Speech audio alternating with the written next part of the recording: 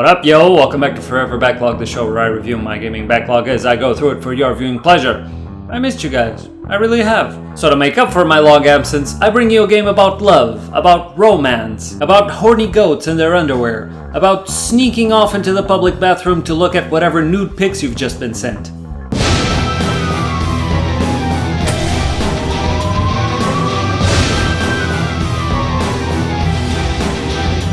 Yes, today's video will be on Catherine. The game. Catherine's been on my radar pretty much ever since it came out, and I had purposely been saving it up for a later time because, okay, you know how in your backlog there are those few games that stand out as being fairly unique, not quite like the others? This is one of those games, and here I was saving it up for whenever I got burnt out on third-person action RPGs or not wanting to learn a new strategy game. Alas, my curiosity finally got the better of me, and I could save it no longer. Now, if you're not familiar with it, you might be asking what's so unique about it. First, a quick little intro. Catherine was developed and published by Aturasu and was released on PS3 and Xbox 360 between 2011 and 2012. It was described by one of its lead designers as an adult-oriented game, which is a weird distinction to make given the subject matter of so many of the more popular games coming out. But I digress.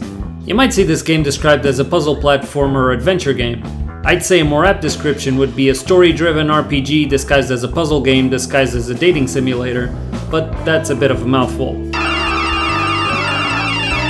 So right here you start to see what makes this game concept stand out. Puzzle platforming and dating simulator aren't two genres you'd usually think of combining. So let me get you the gist of how they pull it off. As usual, you'll be forewarned of any spoilers.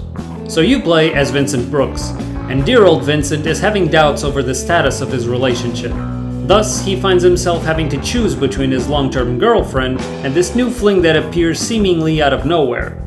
This conflict then bleeds into his subconscious where he must literally battle his demons right in his own nightmares. So essentially, the game is split between Vincent's conscious and unconscious mind. During the day, you interact with other characters to resolve Vincent's plight, while at night you must climb your way through increasingly difficult platforming puzzles inside Vince's dreams. Intrigued yet? See, what's cool about it is, not only do you get an unusual mesh of ideas, I'd go even further and say that they mix puzzling and dating sim elements in a way that ends up transcending either of those genres and will appeal to gamers who wouldn't normally go for either, me for one. And this is how it works. So, when you control Vincent in the quote, real world, you'll either be meeting up with one of your competing love interests or drinking it up with your friends and the rest of the patrons of the Stray Sheep, Vince's bar of choice. It is here that you get to pour your heart out to all your friends in hope of absolution, or at least to make some sense of your dilemma. But you'll also mingle with the rest of the people at the bar to try and piece together some clues as to what's going on around you. Not only is this fun by itself, as there are many fun characters for you to get to know, but who you talk to and for how long actually has an impact on the rest of the game, even in the action stages. And you have a limited time with which to work, so there will be some decision making involved. How much you have to drink throughout the night also plays a role, which makes for a nifty little detail. Then you get to go home and sleep it all off. But that's when the nightmares start. Dun dun dun! It's in Vincent's dreams that the action stages take place, and here is where poor Vince must trot along in his undies as he pushes, pulls, and slides his way across these block puzzles. The concept could not be simpler. Rearrange the blocks at your disposal to make a path you can climb towards the exit. Again, simple, yet deceitfully deep.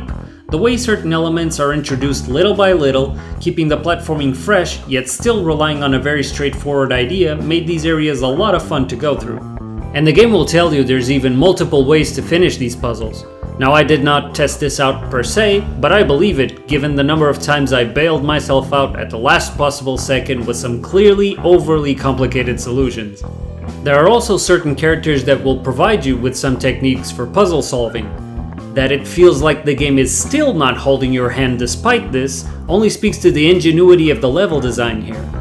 It was funny to me how as I got deeper into them, these puzzles eventually had me either overlook completely obvious answers or just go on a random frustration-driven frenzy only to find I had figured out the solution completely by accident. And this might have just been me trying to fool myself into thinking that I'm not a complete retard, but the sense of accomplishment is real whenever you finish one of those levels. Now, for as simple as the gameplay is, it's not entirely perfect. First, I felt the controls could be a teeny bit unresponsive at times.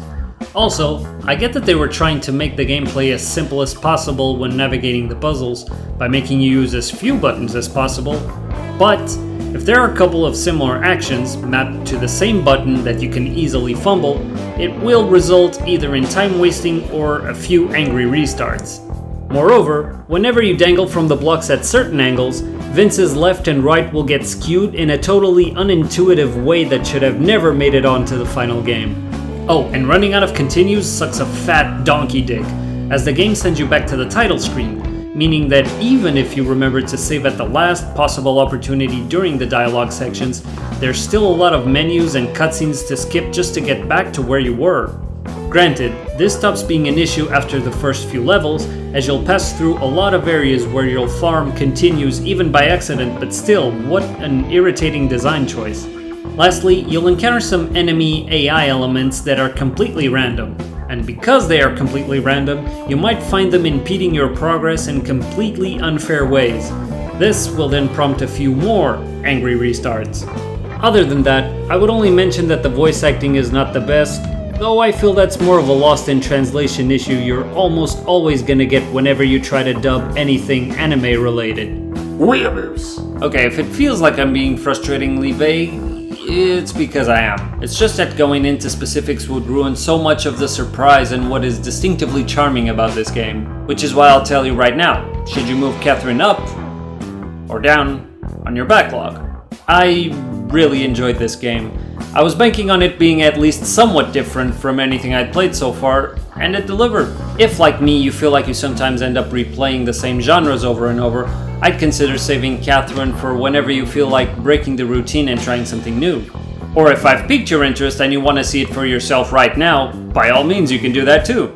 There's so many things I liked about this game.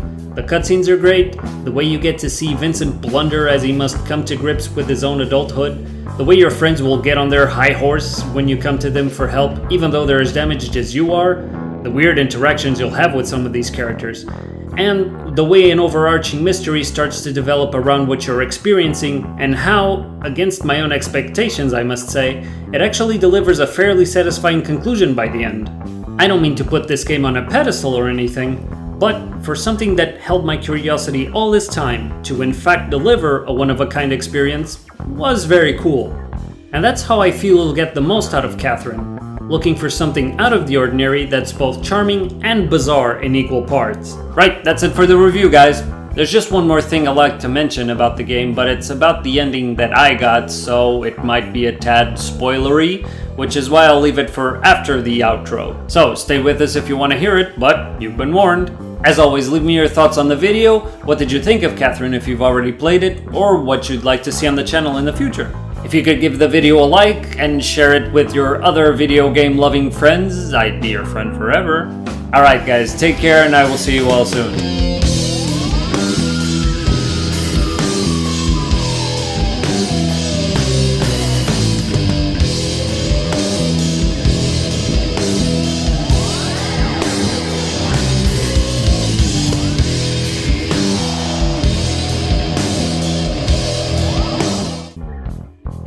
Still here? Okay, so after I finished the game, I went online and looked at all the other possible endings, as you do. There's like 8 possible endings if I remember correctly, and if I were to rank them, I'd say I got one of the worst ones. My advice for you to not get a boring ending would be, don't be neutral. Me, I tried to please everyone and got a very lukewarm ending as a result. But whatever, in the end you'll play it like you feel like, right? I just felt like sharing that one last bit with you guys. See ya!